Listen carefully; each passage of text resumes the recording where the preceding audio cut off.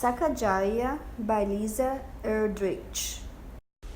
It is early 1800s. Teenage Sacagawea is a Shoshone Indian living in the Knife River Village in what is now North Dakota. When she was a child, Hidatsa Indians kidnapped her from her home in the Rocky Mountains. Since then, she has lived with them on the Great Plains, far from her family. Sacagawea has learned many things from Hidatsa, including how to grow food. She is now married to a French-Canadian fur trapper named Toussaint Charbonneau. Meanwhile, Captains Meriwether Lewis and William Clark have been preparing for the Corps of Discovery. They and their team, which includes a large black Newfoundland dog, are about to start a long journey of exploration all the way to the Pacific Ocean. On May 14, 1804, a crew of more than 40 men set off against the Missouri River current in keelboat and two large canoes called pirogues. The Corps of Discovery was underway. The expedition arrived at Knife River Village at the end of October. They were greeted with great excitement. Sacagawea heard tales of a gigantic black dog that traveled with the explorers. She heard that a fierce and awesome white man with black skin was among the crew. This was York, the slave of Captain Clark. The explorers built a fort and called the Fort Madden. Then they settled in to spend the winter at the Knife River Village. Lewis and Clark soon learned they would need horses to cross the Rocky Mountains. The people of the village told them they could get the horses from the Shoshone when the expedition reached the mountain passes. The William Charbonneau proposed that they hire him as a guide of interpreter. He did not speak Shoshone, but Sacagawea did. He told her they would be joining the Corps of Discovery in the spring. This was exciting news, but Sacagawea's mind was on other matters. She was soon to become a mother. In February, the time came to Sacagawea to have her baby. It was a long, difficult birth. Captain Lewis wanted to help her. He gave a crew member 2 rattlesnake rattles to crush and mix with water. Just a few minutes after drinking the mixture, Sacagawea gave birth to a baby boy. He was named John Baptist Charbonneau, but Captain Clark called him Pompey. Before long, the boy was known to everyone as Pomp. On April 7, 1805, the Corps of Discovery started west, struggling upstream on the mighty, muddy Missouri in 2 pirogues and 6 smaller canoes. Pomp was not yet 2 months old. As Sacagawea walked along the river bank, she carried Pomp on her back in a cradle board or wrapped up snug in her shawl. Every member of the Corps of Discovery was hired for a special skill: hunter, blacksmith, woodsman, sailor. As an interpreter, Charbonneau was paid much more than other crew members, but his skills as a sailor, guide, and outdoorsman were very poor. The only thing he did well was cook buffalo sausage. Sacagawea did what she could to help the expedition, even though she was paid nothing. As she walked along the shore with Captain Clark, Sacagawea looked for plants to keep the crew healthy. She gathered berries or dug for wild artichoke roots with her digging stick. Her Shoshone childhood had prepared her well for this journey.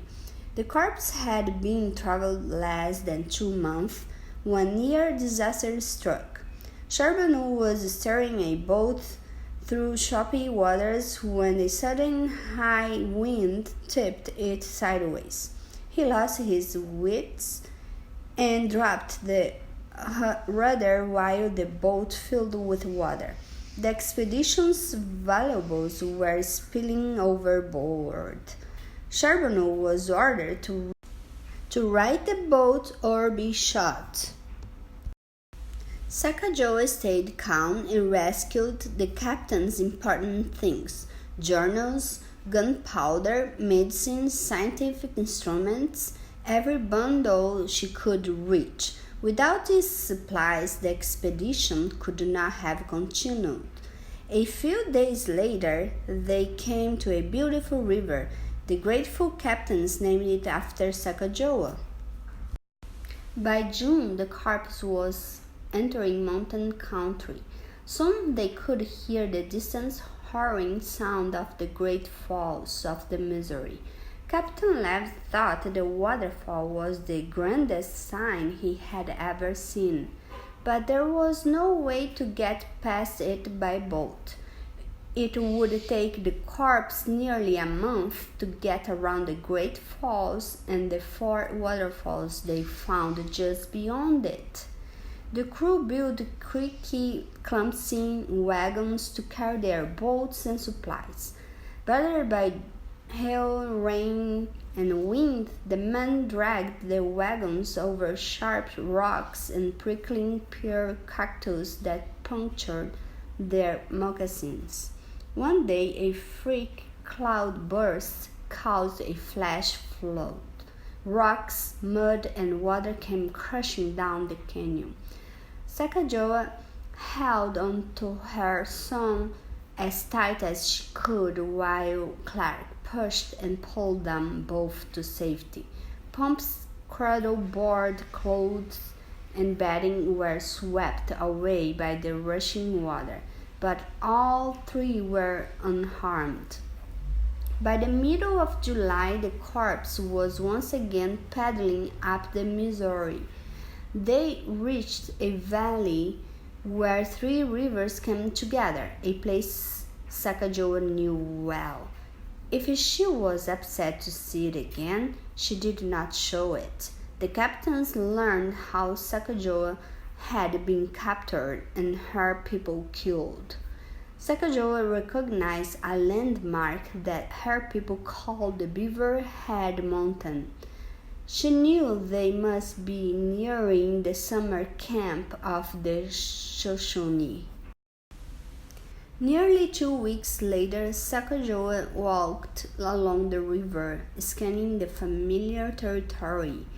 She spotted some men on horseback far ahead of them. Suddenly, Captain Clark saw Sacagawea dance up and down with happiness, sucking her fingers. He knew this sign meant that these were her people, the Shoshone.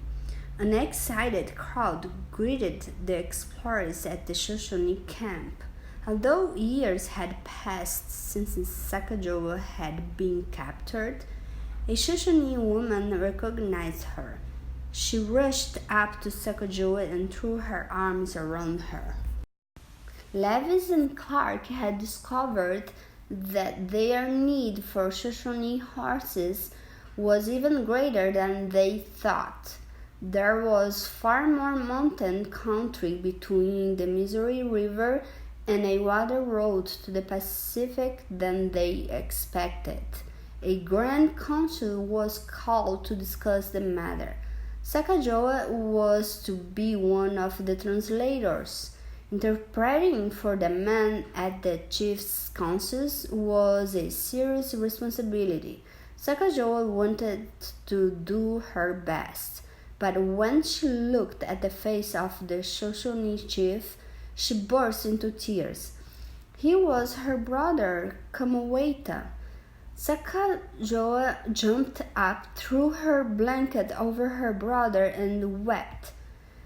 Camaweta was moved too, but the council had to continue. Though tears kept floating back, Sacagawea kept to her duty until the council ended. Sacagawea spent the last days of August with her people.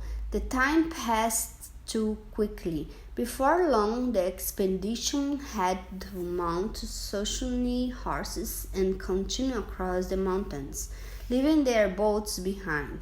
The next part of their journey almost killed them. The mountain paths were narrow and dangerous, especially once it started to snow.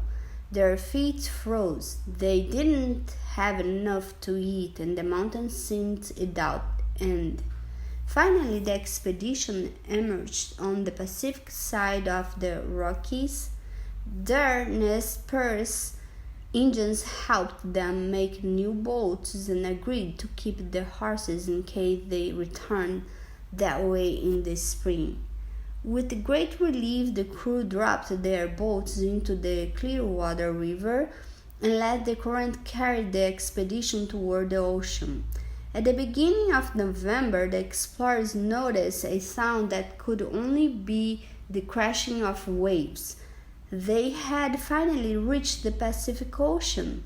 The crew voted on where to make winter camp. Sacagawea was allowed to vote too. She wanted to stay where she could find plenty of wapato roots for winter food. They set up camp not far from the ocean in case a ship came to take them back home. But by now, people back east were sure the whole corps was long dead. No ship came for them. A cold rain soaked the crew as they cut logs and built Fort Clatsop. The hunters went to find game, while Sacagawea dug for wapato roots in the soggy ground. Christmas Day was rainy and dreary, but the corps was determined to celebrate. The men fired a salute with their guns and sang. Sacagawea gave Captain Clark a fine gift of 2 dozen white weasel's tails. In early January, Clark heard from some Indians that a whale had washed up on shore.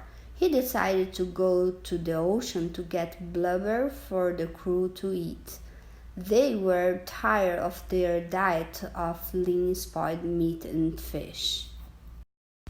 Sacagawea gathered up her courage and insisted that she be allowed to accompany Clark. She hadn't traveled so far to live without ever seeing the ocean, and she wanted to see that monstrous creature. The captains agreed to let her go. At last, Sacagawea saw the Pacific Ocean. She stood and stared at the great waters stretching endlessly in front of her. On the beach was the great skeleton of the whale.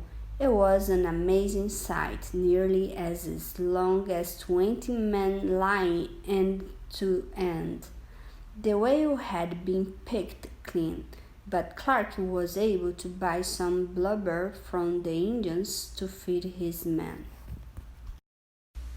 The crew stayed busy all winter, hunting, sewing moccasins, and making repairs on their equipment. Clark made maps while Levis worked on his report to President Jefferson. Sacagawea watched over Pomp as he began to walk. Captain Clark called him my little dance boy. He had become very attached to Sacagawea and her song. When the time came, it would be hard for them to part. Spring arrived, and it was time to go back the way they had come. In late March, the Corps of Discovery headed up the Columbia River to retrieve their horses from the Nez Perce. At a place called Travelers' Rest, the expedition divided into two groups. Sacagawea would help guide Clark's group south to the Yellowstone River. Levis' group would head northeast to explore the Marias River. At the end of July, Clark's group came across an enormous rock tower on the banks of the Yellowstone. Clark named it Pompey's Tower in honor of his beloved little friend. In the side of the rock he carved W. Clark, July 25, 1806. The two groups met up on August 12. 2 days later, Sacagawea gazed once again upon the round earth lodges of the Knife River village. She had been gone a year and 4 months. Lewis and Clark prepared to return to St. Louis. Before they left, Captain Clark came to talk to Sacagawea and Charbonneau. He offered to take Pomp back to St. Louis with him. He would see that the boy had a good education and would raise him as his own son. Sacagawea knew that Captain Clark would take good care of her child, but he was not even 2 years old. She couldn't let him go yet. Sacagawea and Charbonneau promised they would bring Pomp to visit Clark in a year or so.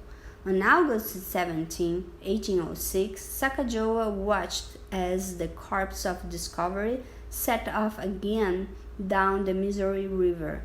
Her journey of exploration was over, but the corps of Discovery still had hundreds of miles to go.